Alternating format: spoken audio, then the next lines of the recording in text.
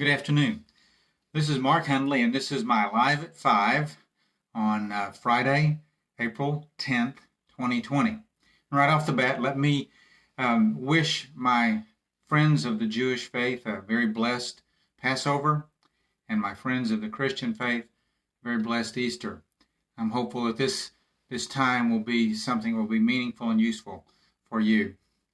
About 31 years ago, not long after I was widowed, I was in therapy with my therapist and struggling with working to make sense of what really seemed to be senseless and meaningless in my life. And I recall in one session that my therapist, Roy Austin, asked me a question. He said, "Mark, how are you dealing with uncertainty?" And I paused and thought about that for a moment, and I looked back at him and I said, "I guess I'm going to have to work on that a little bit and become a bit better."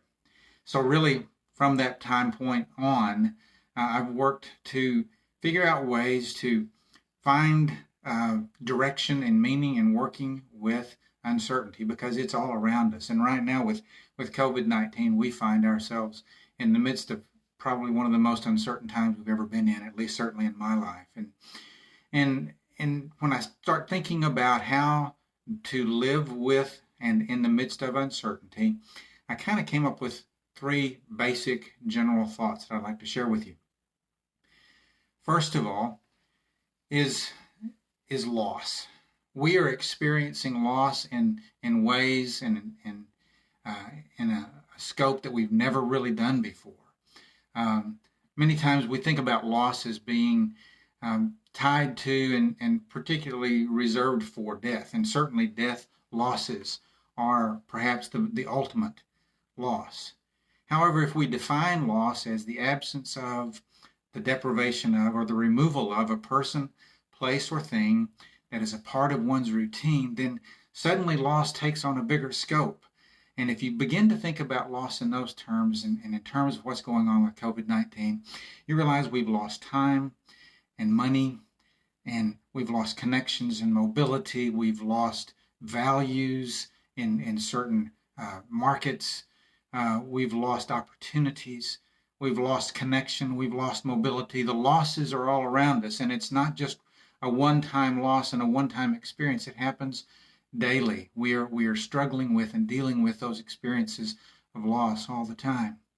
Anytime we lose, we experience grief. Grief can be defined as the experiences that we have when we lose someone or something of value, and we have lost and continue to lose many things of value.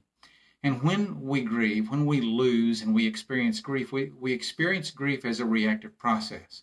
We react mentally, emotionally, physically, spiritually, and relationally. Mentally, our mind becomes fuddled and muddied. Emotionally, we begin to feel overwhelmed and overcome by so many complex and complicated feelings that it's difficult to separate them out and determine which one is which. And so they're often expressed and experienced as depression and anxiety and fear and anger. So when we have those emotions, we start thinking about the physical nature of losses, and our bodies react. We have trouble sleeping, we have trouble eating, or we eat too much, or we sleep too much. We have headaches and body aches, and our energy wanes. Our whole physical being begins to react to the losses that we experience. Spiritually, we begin to question. We question meaning and purpose and the whys, why this, why me, why us, why now. And so everything that has been tied down and nailed down in life suddenly becomes targets for question. Relationally, we become disconnected.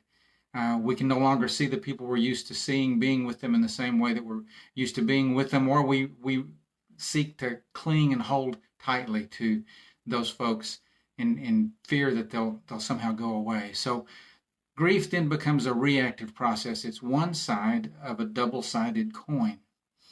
The third part that we really do have some control over, we don't have any control over the losses that we're experiencing. We don't really have any control over the reactions that come our way as a result of those losses, but we do have some control over what we do with those losses. And that's where the word mourning comes in, mourning. Mourning then becomes what we do with what we experience, what we feel. It's the process of externalizing, putting out into the world around us those thoughts and feelings, those experiences, so that we can begin to make meaning out of the madness and sense of the senseless. We have to, in the same way that we experience in those 5 arenas, mentally, emotionally, physically, spiritually, and relationally, we have to mourn. We have to do something, become proactive about doing something with those arenas as well, mentally, emotionally, physically, spiritually, and relationally. Mentally, we have to begin to work at becoming more mindful, to challenge the negative self-talk that so often accompanies losses. We have to begin to renew the mind with positive approaches and positive messages that counteract and counter those negative emotions or negative thoughts that we have. Emotionally, we have to process. We have to talk and write and journal. We have to listen to music. We have to work to put words to our feelings. Sometimes we have to cry, and sometimes we have to be afraid. But all of those expressions, all of those things that we do with the emotions, the emotional part of us, are important in making meaning and making sense. Physically, we have to start or maintain routines. Maybe the exercise program that we've been meaning to start is now it needs to be the time to do that. Perhaps we are tempted to forego and eliminate some of the routines that we have, our medications, our exercise, our eating habits. So we have to pay attention physically and begin to take care of ourselves physically so that we can have the energy, the appropriate energy to do what we need to do. Spiritually, I'm hopeful that we'll invite questions. Faith that it means anything is open to and willing and able to receive questions. If it can't, then I'm not sure it's the kind of faith that we would hold on to. But faith, our spirituality, we begin to find that spiritual core. Go back and examine what makes us who we are, what makes us connect with that which is bigger than us and more meaningful than us, and so that we can take those questions and those wonderings and filter them through those principles that make sense to us and help us create meaning. And then finally, relationally, we have to really take care of us. Self-care, care for others, really begins in self-care. Some of the wisdom literature from the Bible says to love your neighbor in the same manner that you love yourselves. And I think sometimes that's our problem. We don't love ourselves very well, so how can we know what it means to love someone else appropriately and deeply? So we have to learn to love ourselves so that we can reach out to and connect with other people in meaningful ways. And guys, we can do that. We can connect now, even though we're separated. We can connect in meaningful ways through multiple platforms, and I encourage us to do that. Uncertainty is our new normal right now, and really what that new normal is down the road is a moving target. It's very fluid, and so we don't know what that's going to be. But if we would recognize that we are in the midst of loss, and as a result, we're going to react mentally, emotionally, physically, spiritually, and relationally, and that our answer, our living with uncertainty, comes when we learn to begin to take care of ourselves and act appropriately, act purposefully in the midst of uncertainty.